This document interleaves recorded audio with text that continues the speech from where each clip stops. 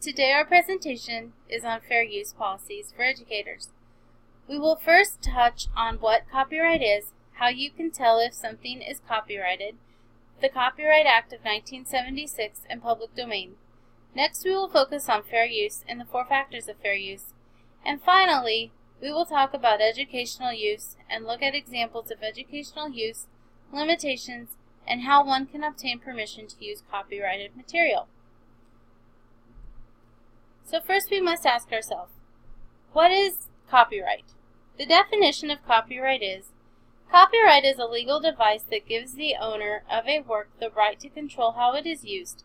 Some examples of work that is considered to have a copyright would be plays, dances, pictures, graphic images or sculptures, motion pictures, and sound recordings. There are 3 elements to look for when checking to see if something has a copyright. First, the copyright symbol, which looks like a lowercase c with a circle around it. You may also see the actual word copyright or the copyright word abbreviated as C-O-R-P with a period. Next, you'll see the year in which the work was published, and finally, you'll find the name of the copyright owner. Next, we'll talk about the Copyright Act of 1976. This is the current law to date supporting the right to copyright materials and their owners.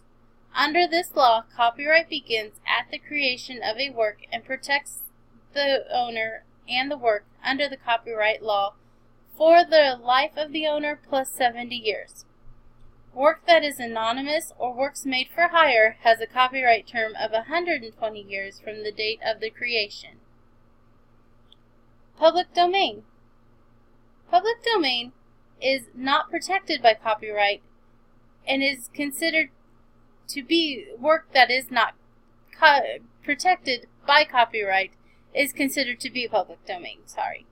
Public domain means that anyone is free to use the work any way they wish without asking for permission. Anything that is common knowledge or common fact is most likely considered public domain. For example, a telephone book or a directory. Next we'll talk about fair use. Fair use is basically anything in public domain. Basically anything that is in public domain is fair use. Section 107 of Title 17 of the Copyright Law states that fair use of copyrighted material, including material for purpose such as criticism, comments, news, reporting, and teaching, is not a copyright infringement and considered fair use. There are 4 factors of fair use that must be considered in determining whether fair use is justified. The first one, you should consider the purpose and character of the use, whether such use is of a commercial nature or is it for a non-profit or educational purpose. Next, the nature of the work. Then, the amount of the relation to the work as a whole. And finally, the effect of the use upon the potential market for the value of the work. Next, we'll talk about educational use. Educational use is material or work that has a copyright protection that may be used for classroom instruction or in certain instances with some limitations. Some examples of educational use would be educators are allowed to perform and display their multimedia projects that have copyrighted work incorporated as part of a curriculum-based instruction to students through face-to-face instruction, as assignments to students for directed self-study, or for remote instruction if the educational institution provided technology that limit access to students enrolled in the course that prevents making copies for copyrighted material. Educators are allowed to use their projects and presentations to their peers at workshops or conferences that they have they can also make it part of their professional portfolio. Students are allowed to perform and display their multimedia projects that they have copyrighted work incorporated in the course that they have created for, and they may also use them in their portfolios as examples of their academic work. There are some limitations, though. Some limitations that we must touch on are as follows. Materials can only be used for a period of up to 2 years after the first instructional use with class. Beyond 2 years, even for instructional purposes, permission is required from the copyright owner. No more than 2 copies of a project can be made and distributed, only one of which can be placed on reserve for students to read or copy. 1 additional copy can be made for archives or preservation purposes. When implementing materials into your classroom for instructional purposes or for projects, there are some things you need to remember. When using motion media, you are allowed up to 10% or 3 minutes, whichever is less. When using text, you can use up to 10% or 1,000 words, whichever is less.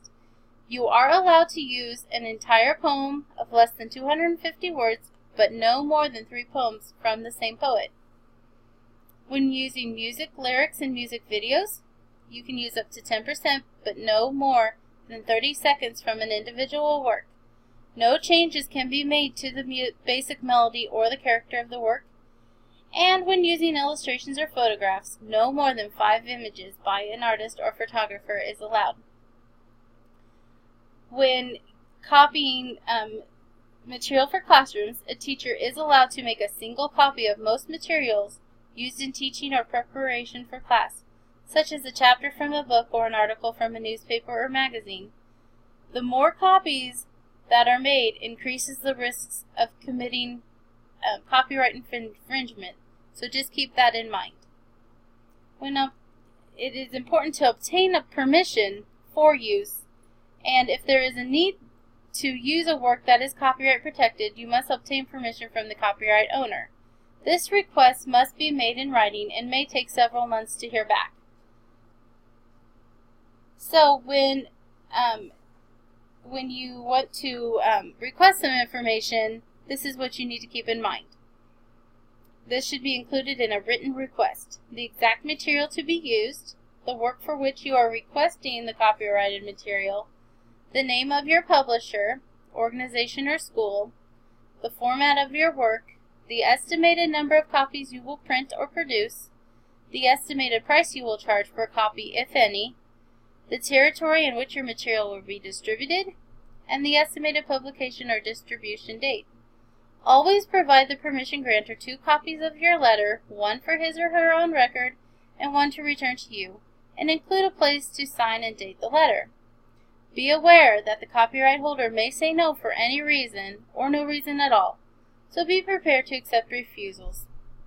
Lastly, how can you protect yourself from violating copyright laws?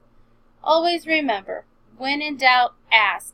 It is better to be safe than sorry.